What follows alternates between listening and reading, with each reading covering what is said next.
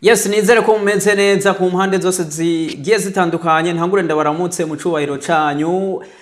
Kuri mwebwe mwese muko muradukurikirana nka Rinox TV nkuko twama tubaha ibiganiro bimeze neza. 2025 ni mudu nkuko biba bimeze nka bitatu Joel Chero Meke canke umunyakazi. Yes, niko bimeze, murabona ko ndi vibe kandi meze neza sana, mbazi namwe ko mumeze neza mu cubahiro cyane. Yes, niko bimeze, murabona ndi kumwe n'umufasoni. Yes, benshi mwarakurikiriye ibiganiro bigiye bitandukanye twakoranye mu mwaka uheze, ariko ubu turi 2025 ibiganiro twakurikiranye mwarashoboye kumva amajambo agiye atandukanye yagiye arababwira, mwarakuyemo icigwa, murakuramo bimwe vyiza. Yes, murabona yambaye nk'umukenyezi. Turi mu ndwi yahariye abakenyezi, mu ndwi yahariwe abakenyezi. Yes, niko bimeze.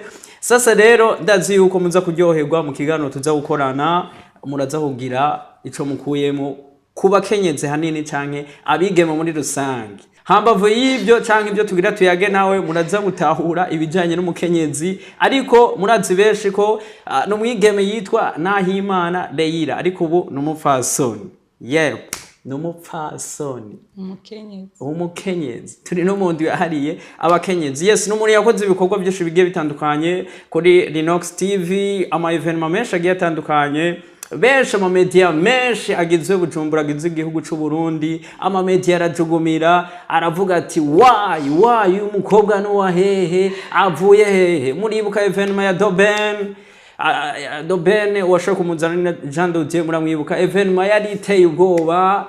Rinox Music Company niyo yashoboye kuja gukamera bijya bitwa live streaming. Umwigema kiri muto nk'uyo abarandikishije amateka, ama media yose arajugumira. Dorcas Vestine babaraje, ibyo nabyo bavuga ati ibi byo nibiki. Amatwa asumira barahase no kumuha isumu, ariko turaza kumenya byinshi bigiye bitandukanye. Ariko n'amateka yabandanije yandika kuri Rinox Music Company mu nyuma ati sinoguma muri profane, aja muri gospel. Muri buka evenement ya Dudu, ababujuje evenement ya Pastor Lopez. Izo evenement zose ni Rinox Music Company. Ari uyu mwigeme umupfasoni, umukenyezi yashoboye kubikora. Ama media yose arajugumira. Ariko sindabakanze ku bantu muko muraturaba, ariko abari vibe, ariko turamukeza nk'umukenyezi. Ni Nahimana Leila yakoze byinshi 2024, nico gituma mpereye mu mwaka uheze. N'umukenyezi yitanze, abagabo benshi n'abandi benshi baragira ubwoba kubw'ibikorwa yashoboye kwerekana. Mbere na company Rinox Music Company benshi barashaka kuyimenya, baravuga ati no, ntibibaho. Ariko ngira ndamwakira uko ariko felicitation. Thank you. 2024 yaba ari jena yo kuguha award. Thank you. Igituma mvuze uko turi mu ndwi yahariye umukenyezi, ariko haje umukenyezi turaraba n'ibikorwa aba yarakoze. Ese umwaka yawuhejeje gute? Rero kubona warakoze ibikorwa nkabijya, hariho benshi banyandikiye bambwira ati ujya mukobwa abangaha mu Burundi, why marketing yiwe ikora gute? Kujugumiza ama media yose, ama evenement yose akaze, akaba ari wewe uyakora ufatikanye na Rinox Music Company. Kaya kabanga wakoresheje ni nkakahe? Duheraho. Bon, imbere ya byose reka niyakire. Nkaba nitwa Leila Nahimana, nkaba nkorera muri Rinox Music Company. Ego. Hama nakabanga karimwo mu byo twakoze, kiretse ko vyakoze umukenyezi. Muri ino ndwi kuri uno munsi wahariwe abakenyezi, dushaka kwerekana yuko abakenyezi ari nkerebutsi kandi bashoboye cyane. Rero ibikorwa vyagiye birakogwa nubwo vyarondewe n'umukenyezi, si umukenyezi ego, hariho pouvoir y'umukenyezi, hariho kumenyekanisha company ibikorwa dufise, ariko dushimire cyane Rinox Music Company kubw'ibikoresho vyiza. Yes, nuko bimeze bamaze kunyumva, ariko je ndamwakiriye kuri Rinox TV. Yes, abakunzi banje murazi ko muba muri benshi sana. Uyu mwaka 2025 ndabaha ibintu biri bye sana. Ntanguriye ku kiganiro uwo mukenyezi n'indwi yahariye abakenyezi hajya abakenyezi kandi ndabona unasa na neza urakoze ariko benshi baguhera ukuri umwigeme niko biri ubu oya ubu umukenyezi akwije amategeko murayibona yes umukenyezi akwije amategeko yes hama tukwakire kubakunda kudukurikirana ni benshi bagiye baravuga ati why ikiganiro gute bari bamenyereye ibiganiro bigiye bitandukanye ariko no munsi twaje nk'ikiganiro nk'indwi yahariwe abakenyezi nk'umukenyezi turabona uko wambaye ariko ijambo ni rimwe gusa tuvuze umukenyezi mu ijambo rimwe ku batabitahura bumvike umukenyezi numvise ijambo umukenyezi si kuvuga yuko ndi umukenyezi gusa ariko umukenyezi ni ikintu kidasanzwe abakenyezi aho muri hose mukoma amashi ushime Imana igituma yakugize umukenyezi abakenyezi n'abantu ba mbere batanga ubuzima iyo uvuze umukenyezi premièrement ico mbona yuko ari umuntu atanga ubuzima umukenyezi nitworonka uburyo twomudefinisa gusa aho bari novuga ati bihekame uvuze ati umukenyezi ni umuntu atanga ubuzima ariko tuzi utanga ubuzima ni Imana yonyine Imana niyo yaremye abakenyezi nk'uko nawe uri umukenyezi uvuze ati umukenyezi atanga ubuzima ubushatse buvuga iki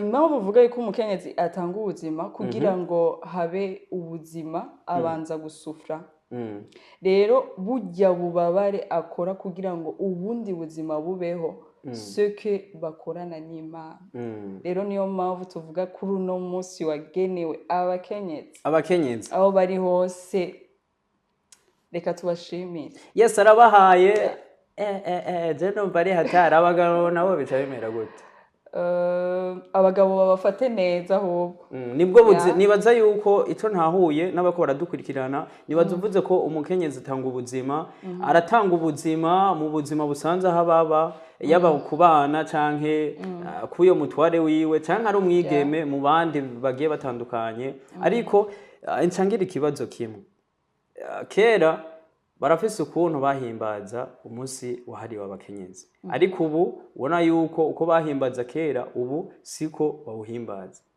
kuri wewe itandukaniro rya kera n'itandukaniro ry'ubu ubona hari ikintu kinini cahindutse bivanye n'ukuntu mu buhimbaza ubu impamvu hari itandukaniro rya kera n'iry'ubu nuko ubu mukenyezi afise ijambo kera umukenyezi hari abakenyezi bafatwa nabi hari abakenyezi baba victime hari abakenyezi badashobora gushikiriza ivyumviro vyabo pour le moment impamvu uyu munsi udasanzwe ni umunsi twibuka yuko umukenyezi afise ijambo umukenyezi afise ijambo umukenyezi yuko ashobora gukora ubuzi nk'ubw'abandi ubu umukenyezi si uwo kuguma mu gikoni gusa ubu umukenyezi arashobora kuja muri bureau ubu umukenyezi arashobora kurangura ibikorwa byinshi cyane rero ni nayo mpamvu uyu munsi udasanzwe ku bakenyezi kuko twibuka yuko twahawe ijambo yes kuko twibuka ko twahawe ijambo ariko hariho abantu atajambo bafise kandi ari abakenyezi sinibaza muri bino bihe byacu kandi ikindi naco nkacangira ko nk'impanuro umukenyezi ugira ijambo bivanye n'ico ufise muri wewe ifo kuba umukenyezi w'umunyabwenge kuko n'ijambo ry'Imana ritubwira ati umugore w'ubwenge barakunda kubisubiramo cane muri Bibiliya baravuga ati umugore w'ubwenge yubaka urugo rwiwe umugore nawe w'igifu agwisamburira nayiwe maboko rero bivuze yuko umukenyezi ahari hose ategetswe kwama ari umuntu w'ubwenge yes murumva ko kwatubwira byinshi bigiye bitandukanye ariko igituma nenda kubwira ati hari abakenyezi atajambo bagira turabona ama divorce menshi turabona bigeme usanga baja mu butambiro canke baja kudandaza umubiri ibyo benshi murabizi ari abakenyezi abo twobafata ko ari abakenyezi b'ubwenge ni bya bindi nyene turiko turavuga yuko icuri ni wewe uba ugikreye utangura kwizera no kumenya ati je nshaka kuba umuntu kanaka ni nayo mpamvu navuze yuko umukenyezi akwiye kuba umuntu w'umunyabwenge cyane kuko nimba navuze tugitangura yuko umukenyezi atanga ubuzima dutanga si bwa buzima iyo tugiye kwibaruka gusa oya ni bwa buzima bubandanya mbega umwana wanje canke umwana wawe w'umukenyezi uriko uradukurikirana ica kizova muri wewe ni wowe ufise umwanya munini wo kurera abana bawe ni nayo mpamvu mvuze ati umukenyezi aba ico yifuza kwabo nimba kuja mu ma club kuja mu bindi bintu nimba ubona yuko ataho bizokwigisha umwana wawe indero nziza ifo lycée niyo mpamvu mvuga ati umukenyezi ategerezwa kuba umunyabwenge murumva ko ari umunyabwenge uraciye ubwenge sana yes nuko bimeze murumva byinshi ariko aratubwira ariko ikintu nugarukaho gato kugira duce tunarangiza impanuro canke ibintu nka bitatu y'abakugwaruka bakiri bato yaba no ku bakenyezi nk'ibintu bitatu ushaka kubacira gace nk'umuntu yamaze kumenyera umukenyezi carico ibintu bitatu noterera ku bakenyezi kuri uno munsi uri hejuru yego no munsi twibuka yuko twagize ijambo no munsi twibuka yuko dufise ibikorwa vyinshi dushobora gukora nk'abakenyezi tutari muri vya bindi nyene natwe ko dushobora guterera icyumviro kigashika kure rero kuri uno munsi twibuka le droit de la femme twibuke d'après ya droit de la femme tube ico bibiri tubwira burya le monde ishobora kuba civilisé mugabo amajambo y'Imana azokwama ariko akunda nyene rero ni nayo mpamvu numirira zina mukenyezi ahari hose même le monde peut changer mais nuze wibagire ico Imana yakugize umukenyezi malgré yuko tufise uburenganzira bwo gushikiriza ibyo twifuza canke dufise uburenganzira bwo gufata même le droit sur notre vie twibuke yuko umukenyezi yagenewe kubaha turavuga ati abakenyezi bari mu ngo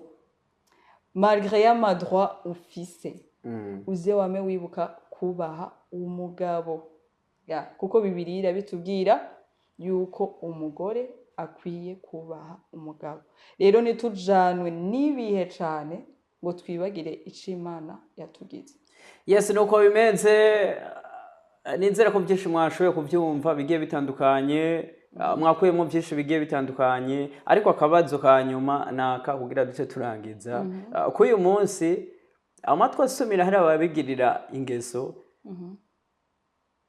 bagata abagabo babo muhira kugira basigare baramesa impuzu z'abana impuzu ziki kuri we hari ico bizi bon nivyo nyene ndiko ndavuga nibigaba ngo vyama nivyo nyene ndiko ndavuga malgré yo gucelebra ayo madroit yacu twibuke ico Imana yatugize malgré yuko dufise ijambo twibuke yuko turi sumi y'abagabo bacu yes mumvise akajambo kamwe ku bakunzi ba Linox TV bagiye batandukanye ahama duce turangiza abakunzi ba Linox Music Company cyane cyane abakunzi ba Linox TV reka tubabwire rero shasha Linox ibemereye promotion idasanzwe ku bakenyezi tubibutse ivyo Linox ikora en rapport n'amakamera et photo rero abakenyezi murazi neza yuko ata foto nacabaye rero Linox Music Company nabwo yibagiye umunsi mwiza w'abakenyezi ikaba yemeye gutanga promotion ku bakenyezi kuvyerekeye amafoto même n'abazoshaka les vidéos kaze muri Linox Music Company tukaba dufise studio photo nziza cane dufise abafotographe bafotora neza hariho promotion amahera twahora dufotorera siyo tuzofotorera ko abakenyezi reka tubibutsa aho dukorera Avenue de l'Amitié ABC Building nivo ya kabiri bureau C65 muzoca mubaza ivyerekeye uwo munsi udasanzwe. Rero kaze cane mwirongera amafoto meza, kaze cane mwirongere utuganuke tudasanzwe muri Linux Music Company. Yes, mwabyumvise tugushimire cyane. Yego. Yes, kuba ko baradukurikirana mwabyumvise ku bakunzi banje nka bitatu Linux TV murakunda ngwe kuganiro c'umukenyezi vuba ndatangura kubashira mu yindi mode kugira ibintu bimere